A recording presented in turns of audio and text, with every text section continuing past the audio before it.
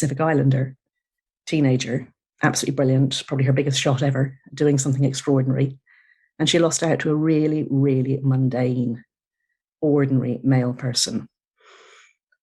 So yeah, everywhere that sex matters. And where sex matters is safety, privacy, dignity, and fair competition. And that is what is at stake for women if we allow people to say that they are men or women according to what they prefer to say. Yeah.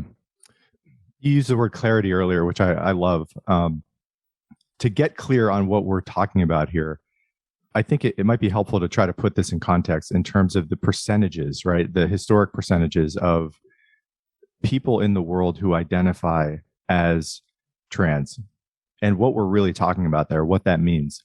In your research for the book, in the spirit of clarity, what did you come across? What does that mean to you?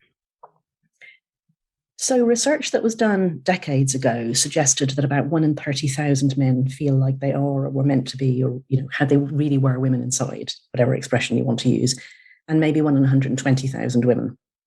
So the numbers were absolutely tiny. And the early medical treatment and the early legal accommodations were based on that it was tiny numbers.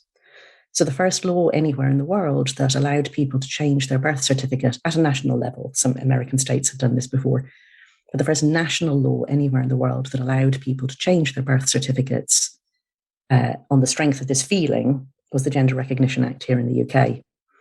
And that was in 2004, and they expected about 5,000 people in the whole of the UK, a country of more than 60 million people, to do this. And they were right, it's about 6,000 now, and the population is somewhat bigger. So tiny numbers. But those are people who go through a medically gate-kept process, who get a diagnosis of what's called gender dysphoria, which is the feeling of extreme discomfort at existing in your sexed body. Like so uncomfortable that you can't work out how to live with it.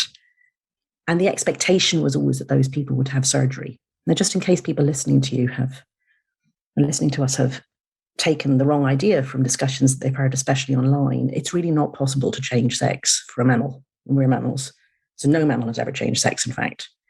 What's commonly called, or colloquially called, sex change surgery is actually cosmetic surgery on the genitals, and perhaps on the chest as well.